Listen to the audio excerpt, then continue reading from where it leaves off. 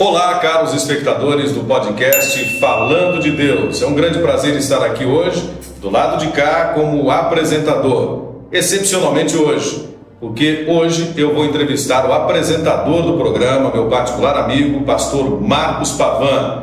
Tenho certeza que será um tempo de qualidade e de muita edificação espiritual. Então eu convido você para vir e ficar aqui com a gente. Vem conosco! Olá, meu amigo pastor Marcos Pavan. É uma honra muito grande entrevistá-lo hoje no podcast Falando de Deus, o seu programa. Quer dizer, hoje, meu e do nosso produtor e diretor Ademilson Ribeiro. Hoje o senhor é meu entrevistado. Seja bem-vindo. Que coisa boa. Vocês estão vendo, espectadores Falando de Deus? Já perdi o programa, olha só. Eu quero cumprimentar a todos, nossos espectadores do Falando de Deus. A paz do Senhor, pastor. É uma alegria a gente estar aqui juntos falando de Deus.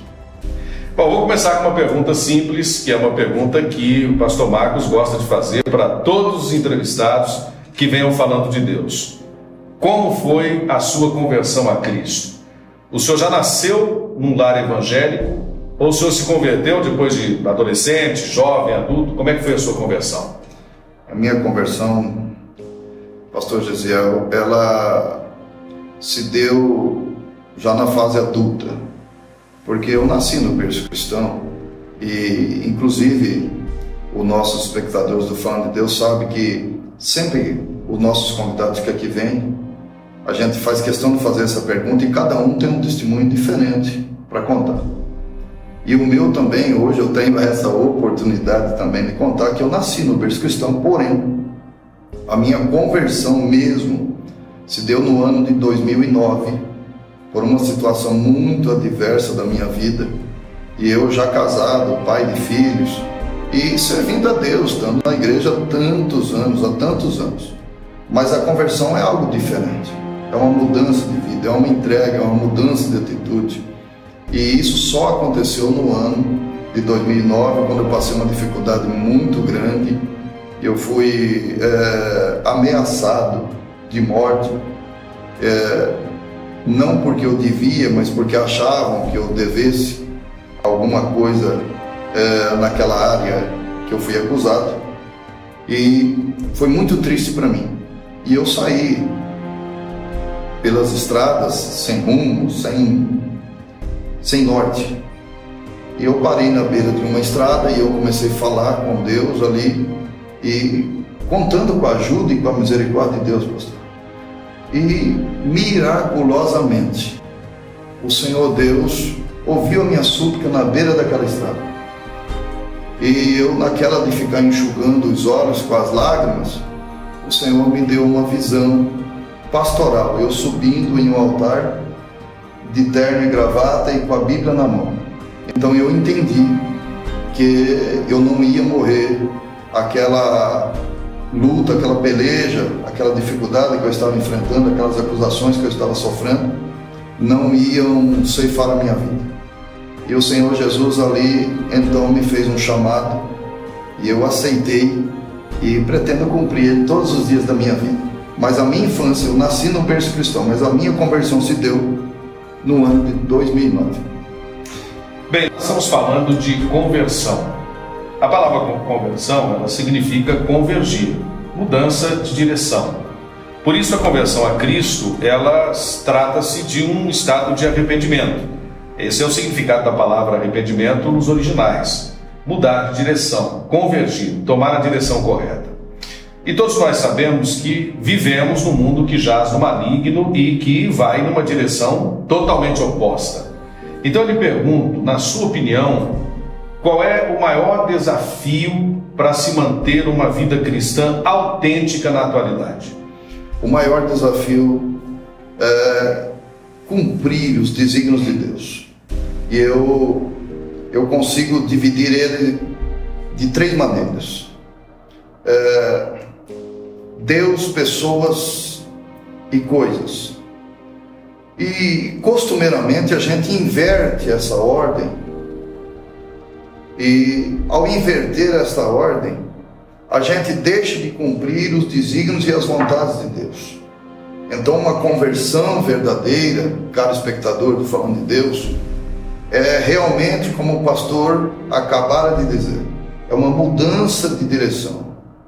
A pessoa estava indo para um determinado lugar e agora entregou a sua vida a Jesus e agora mudou aos desígnios de Deus, à vontade de Deus, ao propósito de Deus. Então Deus é para ser adorado, as pessoas para serem amadas e as coisas para serem usadas. Então o maior desafio hoje, eu digo que é de cumprir os desígnios de Deus, porque as pessoas pegam as coisas e colocam no lugar de Deus. Lamentável. Amam essas coisas que eram para estar no bolso, que eram para estar palpáveis, e substituem isto, tiram Deus do trono, tiram Deus da vida deles e colocam as coisas. E as pessoas que eram para ser amadas, elas são usadas no lugar das coisas. Então hoje é um desafio muito grande de cumprir os desígnios de Deus, que o próprio Senhor Jesus deixou registrado lá em Mateus capítulo 22 e o verso de número 37. Ele diz ali que o primeiro e grande mandamento, amar a Deus acima de todas as coisas, de todo o coração e de todo o seu entendimento. E o segundo mandamento, tão grande quanto este, amar o próximo como a ti mesmo. E o próprio escritor, o evangelista Mateus, ele escreve no capítulo 6, o verso 23, da seguinte maneira. Ele diz ali a seguinte frase: buscai primeiro o reino de Deus e a sua justiça, e as demais coisas vos serão acrescentadas. Então Deus deu as coisas para serem usadas, as pessoas para serem amadas, e Ele, o próprio Deus, para ser exaltado, glorificado, adorado. Então o duro hoje, nesta geração que nós estamos, onde as pessoas dão tanto valores às coisas e às posses dessa vida, o duro é a pessoa manter-se nessa linhagem, nesse desígnio de Deus para cumprir. Então, cumprir é um desafio muito grande, mas dá para fazer, apenas obedecer a Deus. E a alegria maior que uma pessoa pode sentir é em cumprir esse desígnio de Deus. Uma felicidade na vida de uma pessoa, pastor, e certamente o senhor vai complementar esse meu comentário, mas para a pessoa ser feliz completamente, tem que ser segundo os desígnios de Deus, senão uma alegria falsa, pastor. Perfeito, vontade de Deus. Vontade de Deus. Bem, a sua resposta me leva a uma outra pergunta, porque quando nós falamos em conversão, falamos em mudança de vida e desafios, todos nós devemos nos lembrar que nós falamos muito, fala-se muito, em primeiro amor. E a Bíblia trata do primeiro amor. Há uma igreja do Apocalipse que foi condenada por abandonar o primeiro amor, foi censurada por Cristo. Todavia, nós sabemos que quando falamos de primeiro amor, nós falamos dos primeiros passos da fé, dessa empolgação que a gente tem quando aceita Cristo, e aí a gente está sempre à disposição para qualquer coisa. O momento do fogo. Todavia, a gente também sabe que depois vem a maturidade. À medida em que você vai caminhando na fé, você vai adquirindo maturidade cristã. A pergunta é a seguinte: o senhor acha mais difícil servir a Cristo tendo esta vida autêntica cristã, no princípio da fé, ou depois, quando a maturidade já chegou? Eu entendo, pastor Gesiel Freitas, espectadores do Falando de Deus, eu entendo que a maturidade se torna mais difícil, porque é cada dia que a pessoa vai adquirindo esta maturidade com experiências. Então, maturidade, a gente entende maturidade, para usar esta frase em uma pessoa, dá-se entendimento que essa pessoa cresceu em entendimento, cresceu em graça, cresceu em poder do céu, cresceu em obediência, né? Cresceu em prudência. Então a gente precisa entender um pouco isso. O próprio apóstolo Paulo, ele diz ali em Efésios, o capítulo 4 e o verso 15, ele trata sobre isso.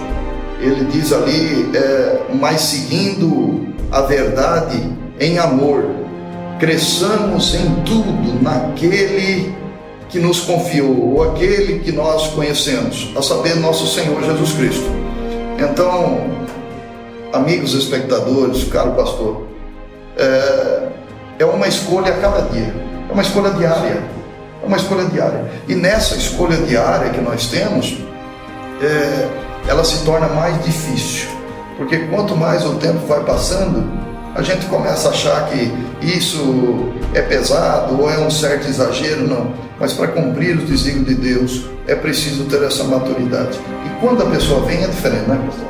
Quando a pessoa vem é aquele momento do fogo, é aquele momento, raramente quando a pessoa chega no cristianismo, a pessoa questiona alguma coisa, não questiona nada.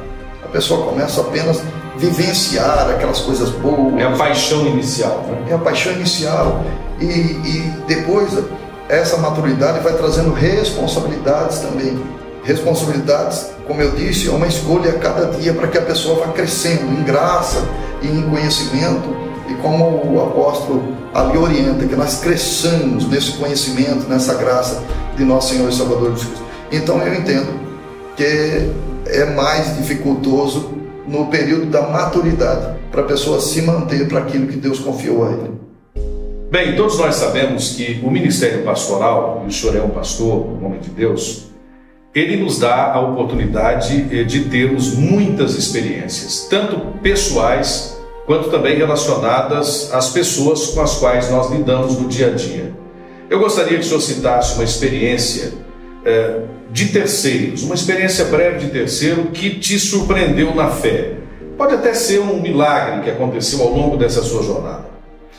Pastor Elisiel, nós tivemos a oportunidade dada por Deus de estar junto com uma equipe de irmãos à frente de uma casa de recuperação. E passaram por lá inúmeras pessoas no tempo em que a gente esteve junto com uma equipe como responsável daquela obra. E nós observamos ali coisas grandiosas. Há relatos, óbvio que não vou citar nome para se tornar um programa público, há relatos ali que nós podemos dar testemunho aqui de uma pessoa pelo menos que ficou 8 anos na rua, morando na rua, debaixo de ponte, um atirador de elite do exército, caiu no vício, foi experimentar o vício e o vício experimentou ele. O vício tomou conta da vida dele, irmão. E aquele homem caiu na decadência profunda, perdeu a família, os familiares se afastaram e ele foi viver na rua. 8 anos, um homem acadêmico, preparado, caiu nessa cilada do diabo. É o que o diabo faz com as pessoas. Acaba, ele veio para matar, roubar e destruir. E nós então abraçamos aquela pessoa, levamos para a casa de recuperação. 6 meses depois, a gente pregando o evangelho, anunciando o reino de Deus, orando junto, jejuando junto, falando de Deus junto. Aquele homem mudou drasticamente. Ele foi totalmente recuperado. Aleluia. Pela palavra de Deus. Glória a Deus. Então, aquilo que mais me surpreende, aquilo que mais me alegra, aquilo que faz a gente seguir adiante, são esses tipos de testemunho. É verdadeiramente uma mudança de vida. A pessoa foi promovida a ela, foi dada a ela, e ela recebeu aquilo dentro do seu coração. E realmente houve uma mudança verdadeira na vida daquele homem. Então aquilo marcou para a nossa vida. Mas não foram só um. Foram muitos que o Senhor Jesus fez essa mudança. Palavra de Deus pregada e o amor, o aconchego, a comunhão, fez com que acontecesse esse grandioso milagre na vida deste homem. E tantos outros que também aconteceu. Então isso é que me fascina. Isso é que é o combustível que nos faz tocar adiante aquilo que o Senhor colocou na nossa mão. O resultado é glorioso. E é só a palavra, não precisa mais. É o que faz valer a pena, né? É suficiente. É suficiente. Bem, eu gostaria, e disse ao pastor Marcos antes da nossa entrevista, que esse podcast de hoje fosse uma montanha-russa de emoções. Que a gente pudesse passar tanto experiências mais sérias, quanto coisas interessantes, pitorescas que acontecem ao longo da nossa fé. E o senhor sabe, como eu, vivendo há muito tempo na igreja, que a gente não vive só essas emoções espirituais que tocam a alma e nos fazem chorar. A gente também vive muita coisa cômica, hilária, engraçada. E certamente ao longo da sua experiência na fé, o senhor deve ter presenciado em algum culto, alguma coisa cômica, alguma coisa engraçada, que eu gostaria que o senhor compartilhasse com os espectadores do Falando de Deus.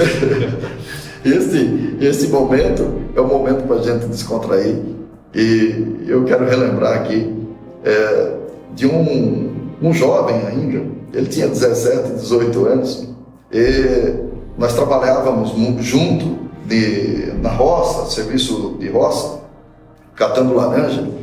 E a gente foi evangelizando ele. E um dia ele veio para a igreja e ele foi impactado com a palavra de Deus. E ele não ergueu só uma mão, ergueu as duas mãos para cima e entregou a vida dele a Jesus. Mas aí o pastor já ficou todo contente, claro, óbvio, né? E uma semana depois o pastor já disse assim: olha, ele é um homem, não perde nenhum culto, se converteu esses dias e tal. Vamos ouvir o que ele tem para dizer sobre Jesus, né? E aquele camarada então pega o microfone sem experiência nenhuma, né? Depois se tornou um obreiro, hoje ele é um obreiro, hoje ele é um presbítero da casa de Deus. E ele pega aquele microfone e ele começa a cantar uma moda de viola, uma música dessas caipiras. Dessas caipiras. De viola. O senhor não lembra nem qual é a música, nem qual era o autor? Eu não me lembro. Não lembro. Não me lembro. Mas aquilo para mim foi um negócio, não teve, todo mundo tentou se segurar. Não tem como, né? Não teve como não dar risada. Mas aí depois, no final, aí conversamos com ele. E nessa boa conversa o pastor disse: ele esquece daqui para trás, só que da agora para frente você só canta hino de louvor a Deus. Essas coisas acontecem. Me parece ser mais uma inexperiência do sacerdote, o pastor, do que propriamente da pessoa recém-convertida. Agora, eu acho isso tudo muito interessante, porque eu sempre digo às pessoas que a escola mais excelente do mundo é você lidar com pessoas. Lidar com pessoas é a coisa mais fantástica do mundo, porque você sempre está aprendendo. As pessoas são diferentes, elas vêm de origens diferentes, culturas diferentes, e você, como pastor, você lida com pessoas, com rebanho de ovelhas, e naturalmente você tem que saber como tratar cada uma delas. E a gente vive essas experiências de vermos as nossas vidas sendo usadas como instrumentos para a transformação de outras pessoas, e a gente passa por situações que também nos comovem no dia a dia no tratamento do crente, das pessoas. O que mais te comove num crente no tratamento pastoral? Pastor e espectadores do Falando de Deus, essa pergunta eu tenho que me segurar aqui para as lágrimas não descer, porque o Senhor sabe muito bem disso, qual é esse sentimento. Eu me recordo, eu estava dirigindo uma igreja em Pindorama e de repente chega uma pessoa dizendo que a família estava em desespero porque existia uma pessoa que estava possuída por demônios naquela casa. E trouxeram aquela pessoa na igreja e nós, pela infinita misericórdia de Deus, expulsamos o demônio, aquela pessoa ficou liberta. E depois do culto, aquela pessoa disse: pastor, vá orar na minha casa. Nós fomos lá. Eu com a minha esposa e minha família, alguns dos irmãos que ali estavam, nós fomos lá, não era tão longe. E quando nós chegamos lá, era uma casa bem simples e tinha um pedaço de madeira que cruzava ao meio do cômodo. E ali existia uma corda e tinha uma cadeira que estava embaixo. E ao ver aquilo, eu consegui entender o quão poderoso é a mensagem do Evangelho. Aleluia. Aquela mensagem simples, dentro de uma igrejinha simples, de um pastor simples, salvou a vida de uma pessoa. Então, essas coisas marcam a vida da gente. A gente vai fazer um aconselhamento pastoral, por exemplo, às vezes um matrimônio está acabado, está morto, está atrocidade. Eu recebi uma ligação de São José do Rio Preto, e uma mulher dizia assim: olha, meu casamento está terminado, pastor. E ela chegou a dizer assim: meu casamento está morto. E eu disse assim: essa é a especialidade de Jesus, ressuscitar morto. Vamos orar, vamos investir. Estivemos lá aconselhando. Isso já fazem 5, 6 anos. E o que nós recebemos deles lá são só boas notícias do matrimônio. E tantas outras áreas. Então, esse chamado pastoral, ser pregador do Evangelho, né? Ainda que na simplicidade, que a gente não é um douto, a gente é simples o modo de falar, mas a gente fala apenas aquilo que o Espírito de Deus coloca no nosso coração e a gente vê o resultado. Então, nessa simplicidade, a gente vê toda essa ação de Deus na vida da gente, a gente fica impactado. A gente fica, coloca a cabeça no travesseiro, igual aquele dia, cheguei, coloquei a minha cabeça ao travesseiro e a minha oração era de gratidão e chorava a Deus. Como Deus trabalha. Como Deus trabalha. A gente, por mais simples que seja, mas com o coração contrito e quebrantado, e Deus salvou a vida daquela pessoa que já estava lá com o laço, lá, a corda, já com o laço amarrado, estava até a cadeira para se suicidar. E essa pessoa é viva até hoje, serve a Deus até hoje, ali na cidade de Pindorama. Que coisa gloriosa! E você que nos acompanha nesse nosso programa, nós não sabemos o que você pode enfrentar na sua casa, no seu lar, na sua família, com você mesmo, uma luta interna, amado pastor. Com certeza. Esta mensagem de Cristo Jesus sendo pregada como ela é, na sua veracidade da palavra de Deus, ela surge um resultado que pode mudar qualquer quadro da sua vida. Pode instigar você à fé, levantar você, tirar você dos calabouços, quebrar as correntes do maligno, libertar a sua vida, te fazer um novo homem, uma nova mulher. É esta a mensagem que nós pregamos. E toda oportunidade que temos, nós temos que pregar. Agora, o senhor tocou num ponto de convergência muito interessante para o Evangelho. Eu sou, pela misericórdia de Deus, criado num lar cristão, com os meus antepassados, os meus ancestrais, pastores. Então, eu tive esse privilégio de ser criado na igreja e de ver como Deus trabalha no seio da igreja e as mudanças que o Evangelho, que a igreja sofreu ao longo dos anos. O senhor falou aí da mensagem simples, que o senhor é um homem simples e vê Deus operar na simplicidade. Mas a gente também não pode se esquecer que a igreja amadureceu muito.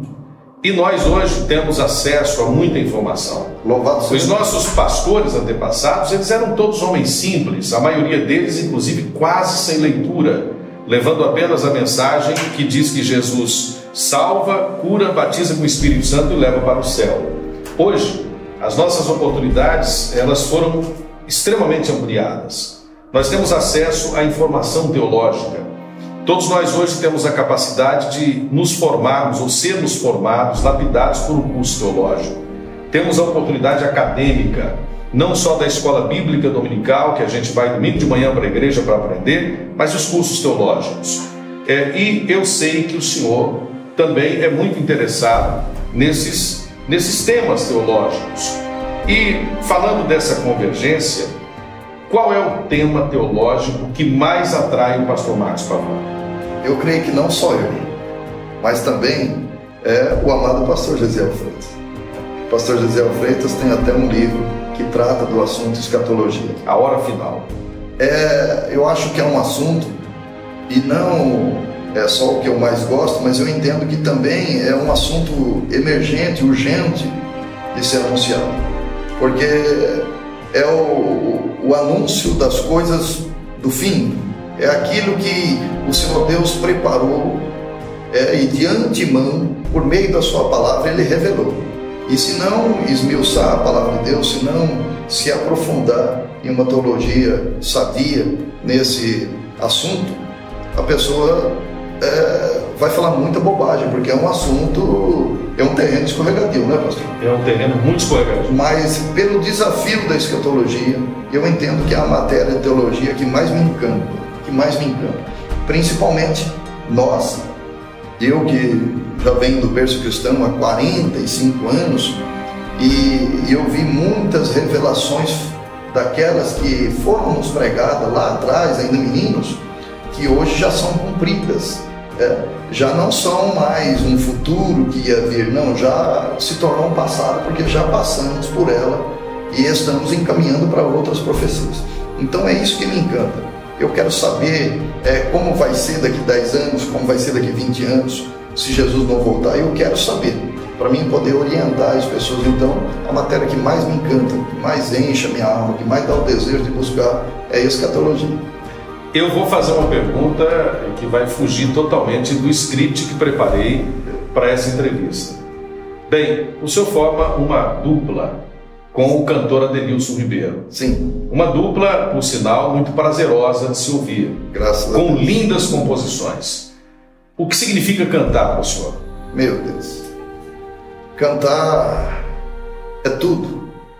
Porque eu entendo que se você pegar um passarinho, pode observar, e você colocar ele, enclausurar ele, e você vai observar que durante uns dias ele vai ficar meio ali, meio triste, angustiado pelaquela situação que ele está enfrentando. Mas daí uns dias a situação não mudou, ele continua dentro da gaiola, ele continua preso, ele continua sendo limitado em liberdade, somente naquele cantinho ali. Mas ele resolve fazer aquilo a qual ele foi levantado para fazer, ele canta. Ele engrandece a Deus. Então eu entendo que a gente é do mesmo modo. A Escritura Sagrada diz que quem está triste, ore, e quem está feliz, louve a Deus. Então a minha alegria, o desejo da minha alma, é sempre que posso estar louvando a Deus. Se tirar isso de mim, tirou tudo. E o Senhor Deus, pela sua infinita misericórdia, nos tem dado a graça de poder louvar a Deus em igrejas, eventos, na nossa igreja, ainda com essa dupla que nós formamos, e poder ainda gravar e levar adiante aquela mensagem gloriosa que o Senhor colocou em nosso coração por meio de poesia e melodia, que são esses louvores que engrandecem o nome de nosso Senhor e Salvador Jesus Cristo. Então eu entendo que louvar a Deus, cantar hino de adoração a Deus, o Senhor dá uma espécie de dom, capacita a pessoa. E se a pessoa não fazer, a pessoa não vai estar bem. E é isso que acontece comigo. Se eu não louvar a Deus, se eu não cantar, ainda que com as minhas limitações, mas se eu não fazer isso, eu não consigo ser feliz. Eu acho que cantar está no cardápio da minha felicidade. Ainda bem para nós. Louvado seja Deus. Bem, a maior experiência que qualquer ser humano pode viver é a experiência da salvação em Jesus Cristo. É você conhecer a Cristo, entregar sua vida a Ele e ser transformado pela presença e pela ação de Cristo na sua vida. Mas aí vem uma segunda experiência que eu acho a mais linda do cristianismo, que é a experiência do batismo com o Espírito Santo, ou do Espírito Santo, como preferem alguns teólogos. Eu gostaria que o senhor nos contasse um pouco da sua experiência pessoal do batismo com o Espírito Santo. Como foi, quanto tempo o senhor buscou e o que mudou na sua vida depois dessa experiência? Que coisa maravilhosa. Eu busquei 6 anos. O batismo 6 anos. Isso. Eu fui batizado no dia 11 de junho, batizado nas águas, no dia 11 de junho de 1989.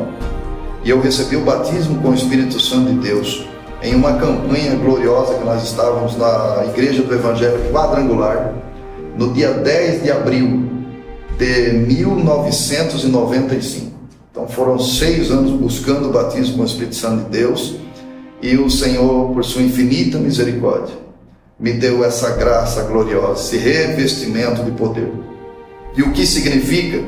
O Senhor Jesus, Ele responde em Lucas 24:49, quando Ele dá uma ordem ali aos seus discípulos: ficar em Jerusalém, até que do alto sejais revestido, ao termo que Ele usa, de poder.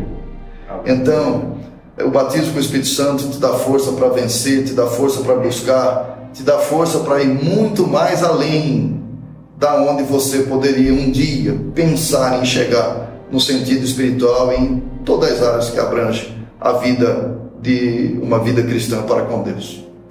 Bem, o senhor disse vida cristã. Vida cristã envolve convívio cristão. Vivemos entre os nossos irmãos. Aliás, não há igreja sem convívio cristão. Não há comunhão sem convívio cristão.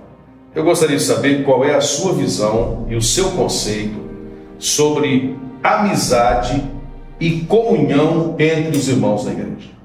Tem uma frase, eu nunca ouvi ninguém dizer, e eu digo, talvez ela seja de alguém, mas a ideia minha não foi copiar.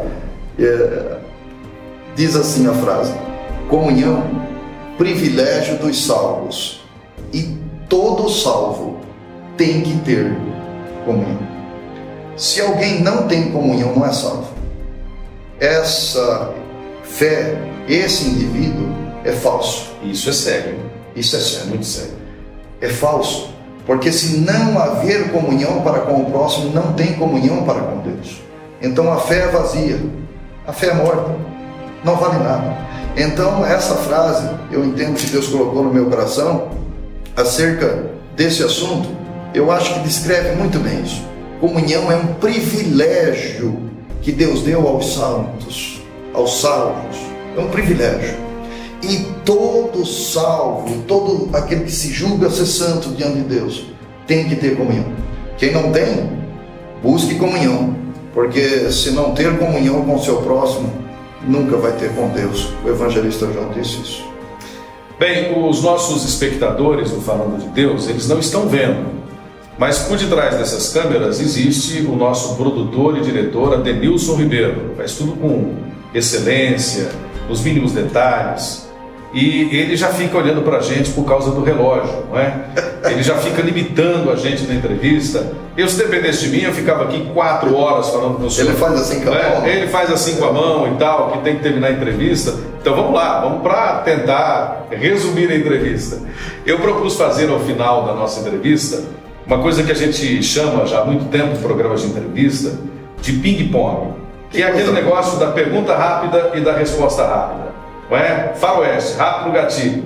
Vamos fazer o ping-pong final. Tudo em uma ou no máximo 3 palavrinhas. Tá pronto? Pronto. Podemos seguir? Então vamos lá. Sua comida preferida, uma salgada e uma doce? A doce pudim, salgado pizza. Aleluia. Eu nem vou interferir na resposta. Seu lugar preferido? Igreja. Isso é doença de pastor? Não? Não tem o que fazer. Né? Não tem o que fazer. Não tem o que fazer. Não sei se acontece com o senhor. Certamente, se tem aquele dia que às vezes no meio do dia não tem uma alma dentro da igreja e parece que a alma da gente está sedenta, a gente vai na igreja, abre a igreja, entra, senta lá, arruma um copinho aqui, uma coisa lá e já sai todo aliviado. É o melhor lugar para estar, na casa de Deus. Louvado seja Deus. Bem-vindo ao clube. Seu lazer preferido? O meu lazer preferido, eu prefiro dizer o seguinte: se a minha família está comigo, qualquer lugar é um lazer, é uma festa. Se eles estão comigo, qualquer lugar está ótimo. Então, o senhor me conduziu a outra pergunta do ping-pong. Bom, só 3 palavras sobre família, esposa e filhos. Meu Deus, tem tantas palavras que a gente podia dizer, mas primeira coisa, eu acho que é o alicerce, eu acho que é o dever de um homem ter família e ser cuidador dela, e privilégio, é um privilégio, é a maior entidade que Deus deixou na terra como forma de bênção, a família. Diga para a gente, para todos os espectadores do podcast Falando de Deus, um lugar que o senhor não gosta e prefere não frequentar. Às vezes a gente tem que ir, não tem outro jeito, né? Mas o lugar que, se pudesse riscar da lista, era um lugar que faz funeral, um velório ou qualquer ambiente que esteja as pessoas chorando, tristes. O senhor sabe que quem tem esse chamado pastoral, mesmo que às vezes a gente não esteja bem, mas a gente quer ver todo mundo sorrir, com um sorriso largo e verdadeiro. E esses lugares dão uma tristeza muito grande, porque está além das forças da gente. A gente não consegue resolver aquilo lá, por mais que a gente tente com uma palavra, é uma consequência lá do pecado de Adão e a gente não consegue resolver. Então é um ambiente que às vezes vou, mas detesto estar lá. Pastor Marcos, qual é a sua relação com a tecnologia? Com a tecnologia já foi pior, mas hoje está melhorando, porque hoje é urgente e necessário. A gente temos a possibilidade de, por meio dessa ferramenta, levar adiante aquilo que Deus nos confiou na nossa mão. Então eu entendo que todas as estratégias que nós possamos usar para levar adiante a palavra de Deus, ela é muito bem-vinda. E essa ferramenta, ela é uma ferramenta hoje, uma das melhores. Indispensável, né? Indispensável, de um alcance que eu fico, às vezes, abismado. Tanto que o programa Falando de Deus, com a dupla, Marcos e Adenilson, outras mensagens que estão aí, a gente fica absolutamente abismado o alcance e feliz. Então eu tenho me aprimorado, sim, para tentar melhorar nessa área. Gosta de dirigir? Dirigir eu amo, é uma paixão. Quando meu pai, que dorme no Senhor, era vivo, a gente fazia até disputa de par ou ímpar para ver quem é que ia dirigir quando a gente ia um pouquinho mais longe, né? Porque eu amo. Parece que a gente está dirigindo, parece que aquele automóvel faz parte é uma extensão do corpo. Sensação de liberdade. Sensação de liberdade, parece que é uma extensão do corpo. E eu acho magnífico, eu gosto demais. Vê lá o que o senhor vai dizer, porque eu estou na lista, hein? O que é um amigo para você? Um amigo é tudo. Porque, óbvio que nós estamos falando no sentido espiritual, estamos falando no sentido terreno. Ninguém pode ser feliz sem um amigo. Porque para ser feliz precisa de um amigo, porque todo mundo tem uns momentos de altos e baixos na vida. E nesses momentos de altos e baixos, o amigo é aquele que vai estar sempre com o ombro pronto para que você possa derramar alguma lágrima e vai estar sempre com a mão estendida para te levantar quando você cair. Uma pessoa sem amigo é uma pessoa infeliz. E eu sou uma pessoa feliz, então eu amo ter amigos, busco amizades e dou valor a elas. Eu estou na lista, né? Glória a Deus. Muito bem. Três palavrinhas sobre Jesus. Meu Deus. Jesus é Rei dos Reis, Senhor dos Senhores, Príncipe da Paz, mas eu vou falar a quarta, Dono do mundo. E feliz daquele que reconhece isso. Uma única palavra sobre a Bíblia Sagrada. Inerrante. Na sua visão, defina para nós o que é um bom pregador em 2 frases. Se ele estiver pautado na Escritura Sagrada e ele estando cheio da graça, é o suficiente. Então, pautado na Escritura Sagrada, cheio da graça, é tudo que eu espero de um pregador e tudo que eu espero que eu seja quando estou pregando. Bem, estamos chegando ao final da entrevista. Que pena. Que pena, né? Eu quero dizer a você que, de fato e de verdade, um grande prazer e uma grande honra te entrevistar. Meu Deus. Um presente para mim poder estar aqui no podcast hoje como apresentador, especialmente hoje, nessa edição especial. Vai ficar registrado nessa história de amizade que nos envolve, que nós já nos conhecemos há muitos anos, embora tenhamos estreitado isso nos últimos anos. E sem dúvida, os espectadores todos do Falando de Deus passaram a conhecê-lo melhor como pai, como pastor, como pessoa, e até como cristão. As pessoas passaram a te conhecer melhor hoje através dessa entrevista. Muito obrigado por me conceder esse privilégio aqui no programa e que Deus te abençoe, meu muito amado amigo. Eu tenho orado muito pelo senhor, pelo seu ministério, tenho visto a sua evolução, o seu crescimento, como Deus tem usado, que Deus o continue abençoando.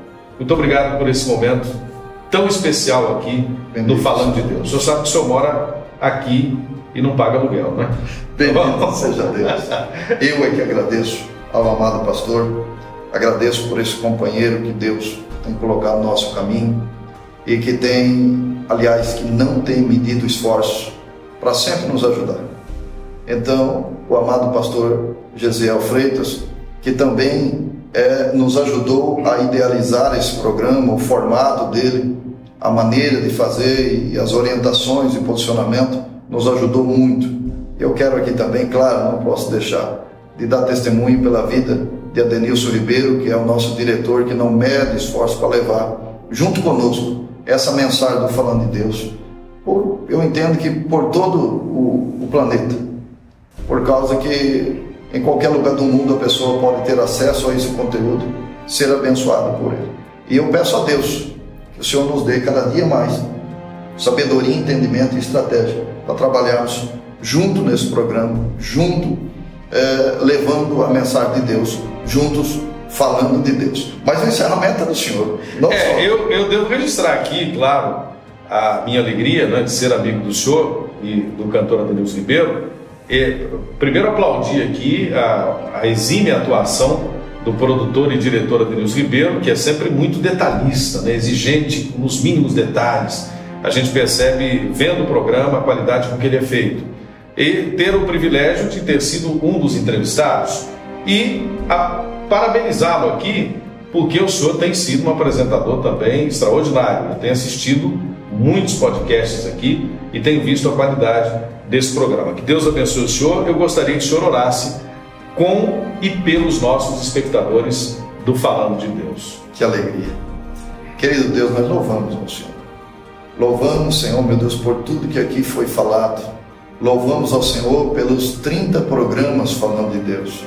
Senhor, para nós é uma marca, Senhor, meu Deus, muito expressiva. Porque Tu sabes, Senhor, das dificuldades e das pelejas que enfrentamos para fazer, não só esse projeto, mas tantos outros.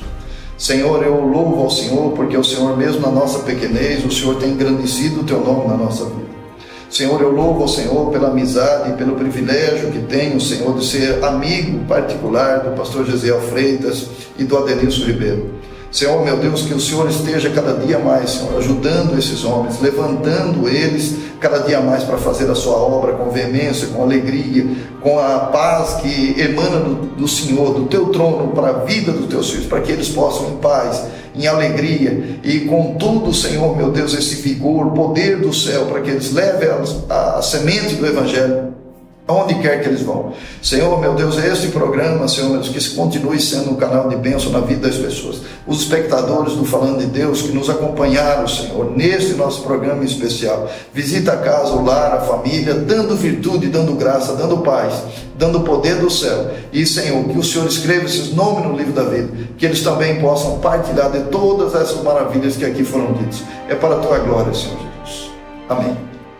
Muito obrigado a você, espectador do Falando de Deus. A gente se lembrou aqui e se lembra com muita alegria do produtor, do diretor Adenilson Ribeiro, do apresentador Marcos Pavan, dos entrevistados, dos quais eu fui um e muita gente já foi entrevistada aqui, mas especialmente de você, porque sem você não haveria razão para ter esse programa. Portanto, nosso muito obrigado pela sua audiência e, se Deus quiser, até o próximo Falando de Deus.